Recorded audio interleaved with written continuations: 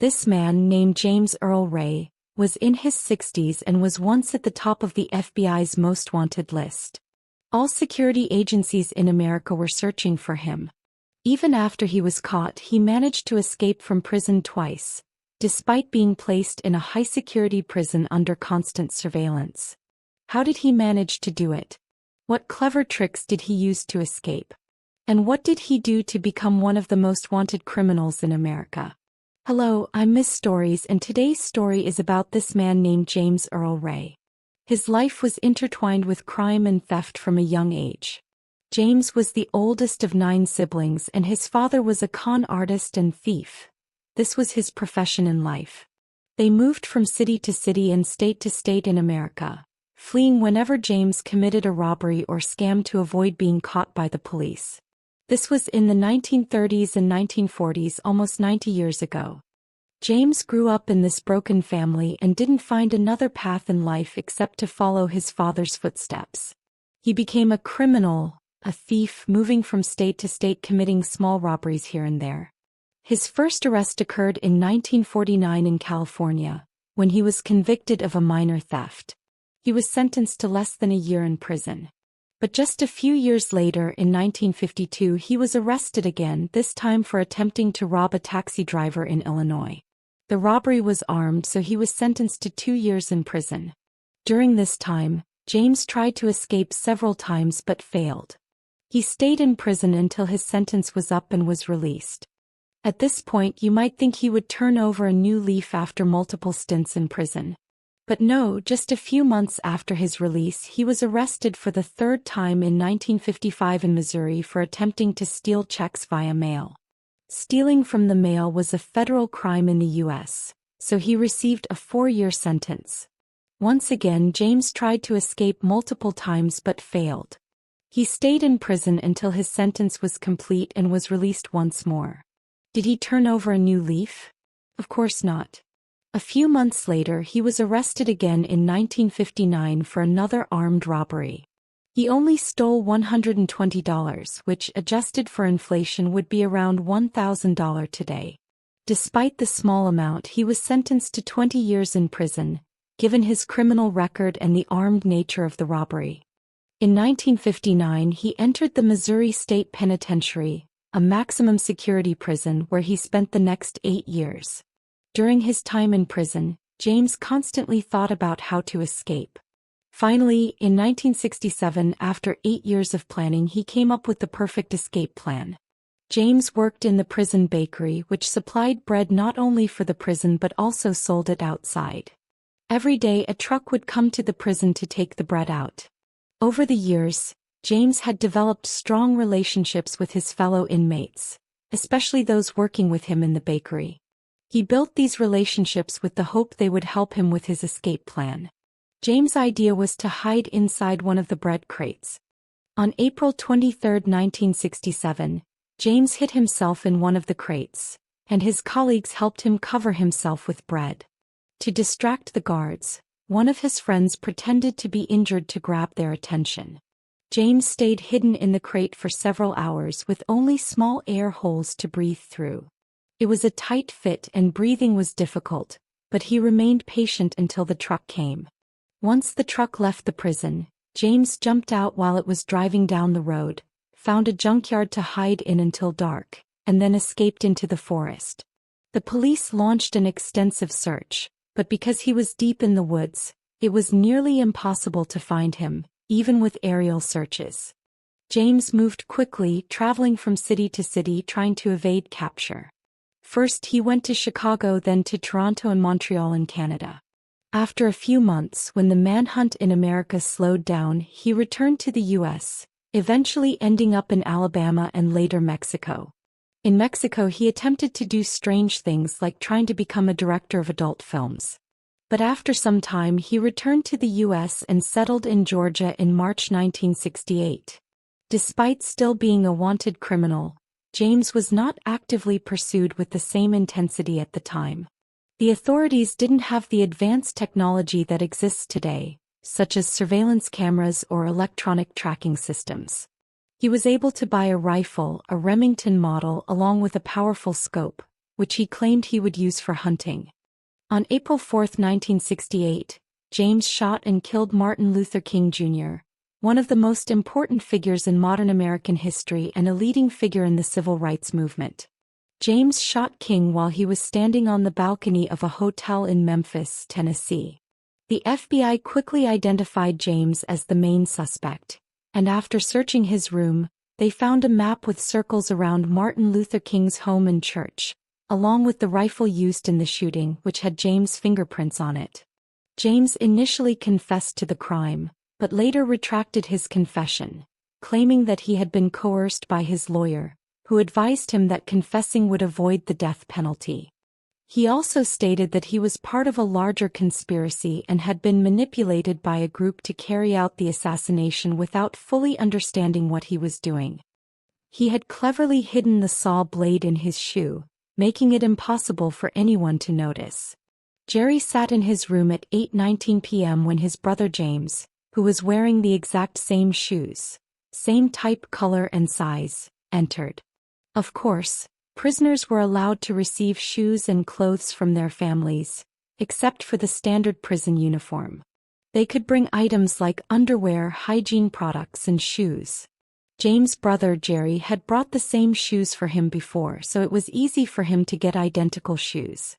During the visit, while they chatted under the watchful eye of the guard, they managed to swap their shoes.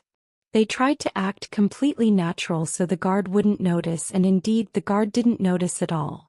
Finally, James succeeded in smuggling the small saw blade into his cell. That night he went down the ventilation shaft and started cutting the fan bars. He knew the process would be slow and would require continuous effort for a long time. So James worked for months, going down every night to cut the bars. After 4 months of relentless work, he finally managed to cut through them and reach the fan. But another unexpected problem arose. The fan was made of very strong metal. James had expected he could bend the fan with his hands and easily pass through, but the fan was much stronger than he anticipated. No matter how much he tried to shake, hit, or move it, the fan wouldn't budge.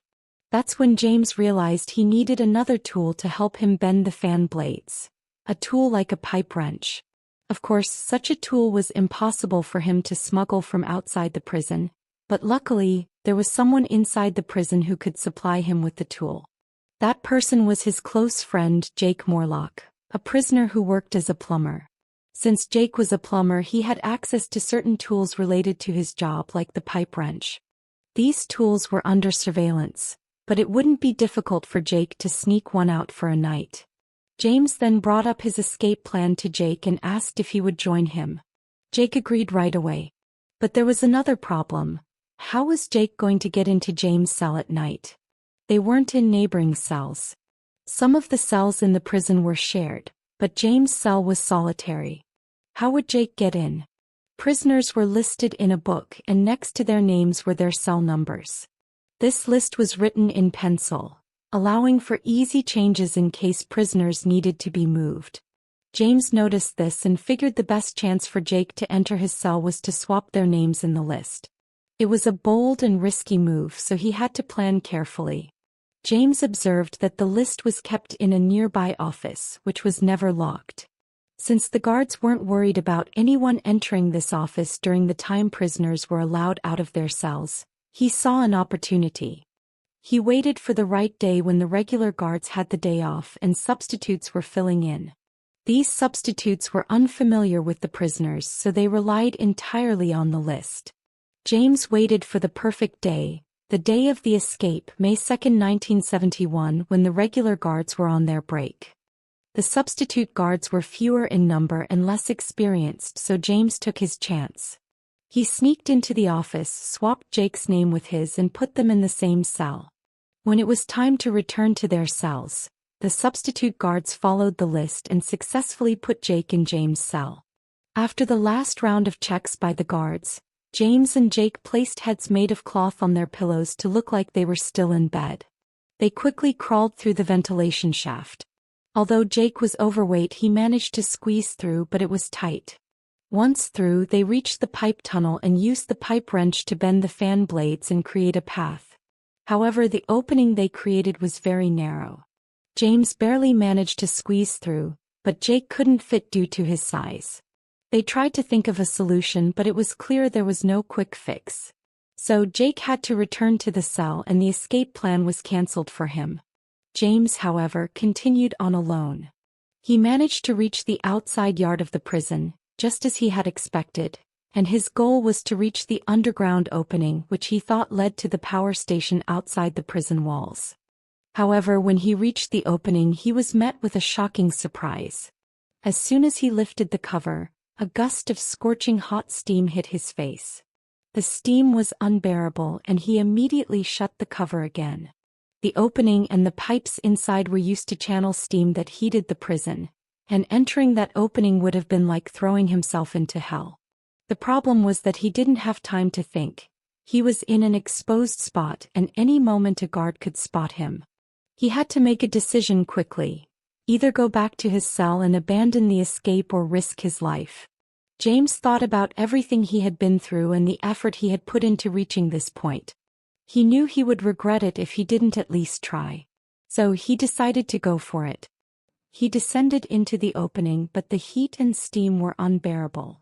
The pipes carrying the steam were very old, and the thermal insulation around them was completely worn out. James immediately realized the magnitude of the mistake he had made when he felt the steam scalding his skin. He quickly climbed back up and shut the cover again.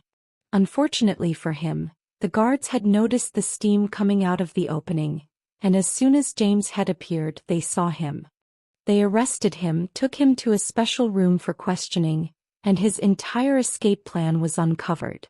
His friend Jake was also exposed and they found the hole he had dug in his cell. Meanwhile, Jerry, James' brother, was waiting for him outside the prison. He was parked in a car at a designated spot, ready to help James complete the escape. He even had a gun and money with him waiting for the signal. Jerry waited until dawn, but when he realized the escape had probably failed, he decided to head home. Later, he heard on the radio about his brother's failed escape attempt and his subsequent capture. The escape plan that James had worked on for 2 years had been completely thwarted, and it was a painful and disappointing moment for him. After the failed escape, James was placed in solitary confinement for 2 months as a disciplinary measure. In solitary confinement, he was kept in a small, isolated cell with no contact with the other prisoners. After his time in solitary confinement, you might think he would have learned his lesson and given up. But James immediately began thinking of new ways to escape. After all, he was serving a life sentence, and escaping seemed to be his only logical option. But now, the situation was even more difficult as all eyes were on him. He spent a long time planning, thinking, and searching for new opportunities, and years passed. By 1976, 5 years had passed since his first escape attempt. During this time, James worked in the prison laundry, and one day he noticed some old pipes left behind by maintenance workers. He took these pipes, which were about 1 meter long, and hid them behind the laundry machines. He wasn't sure how he would use them yet, but he decided to keep them for future use.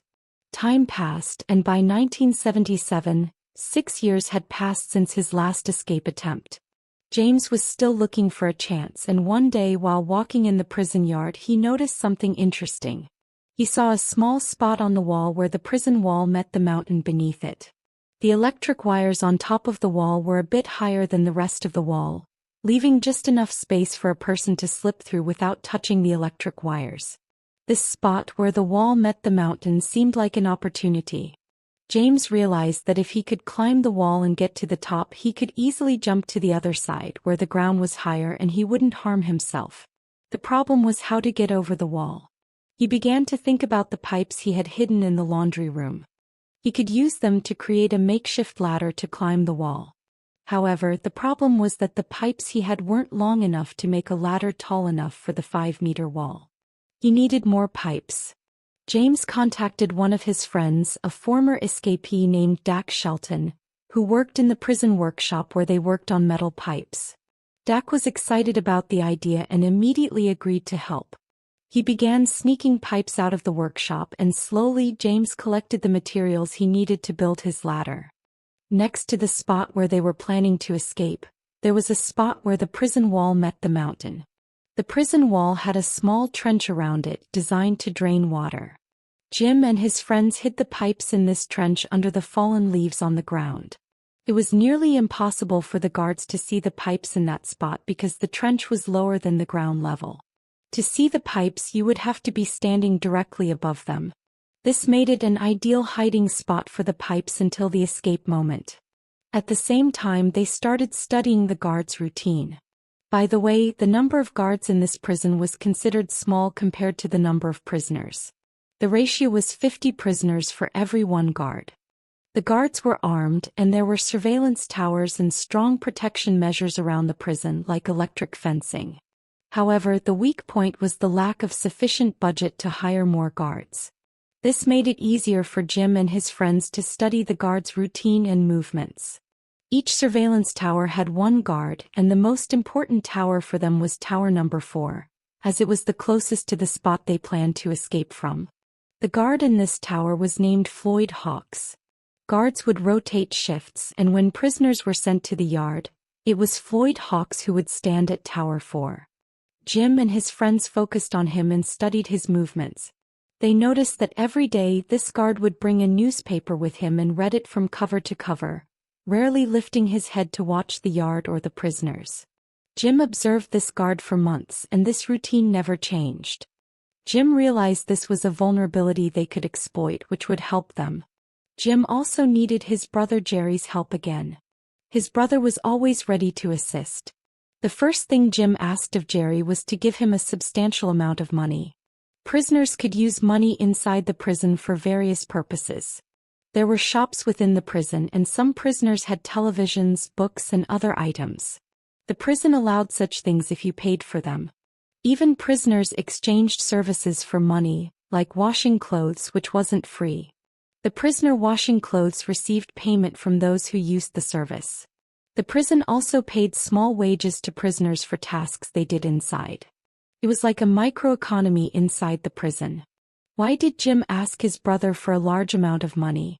To bribe people to help them escape, of course. It wasn't allowed for Jerry to suddenly give him a large sum of money, so he gave it to him in small installments.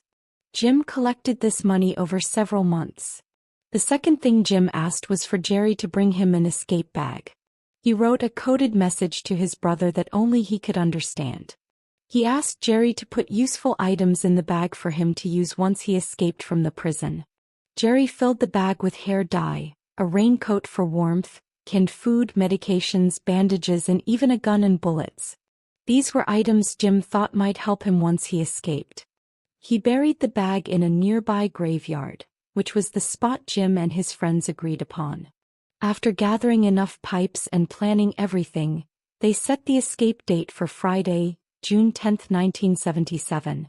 On this day, after the prisoners were sent to the yard in the afternoon, Jim and his friends began to execute their plan.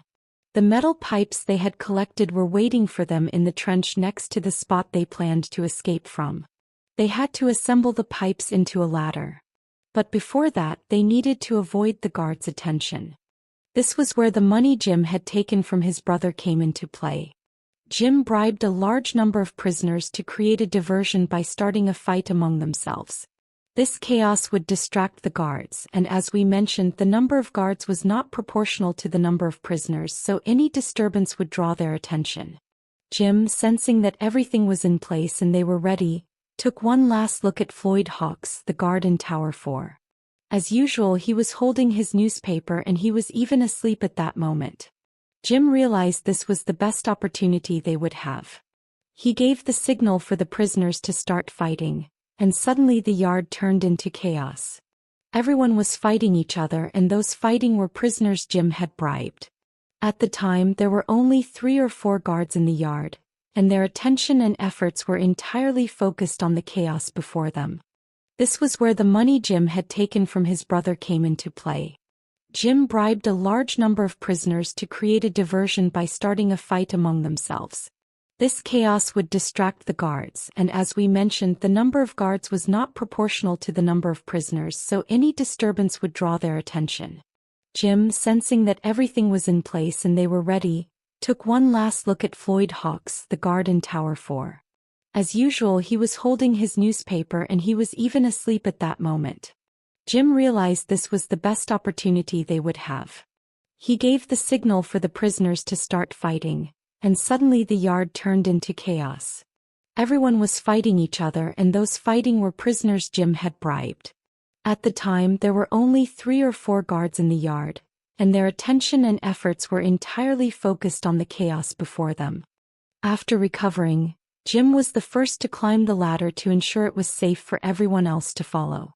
His friends followed him, and as we mentioned earlier, the ground on the opposite side was raised, so they didn't have to jump 5 meters down to the ground, avoiding any injury. After escaping, the group split up. Jim aimed to reach Route 116, which would lead him to the graveyard where his brother had buried the supplies bag.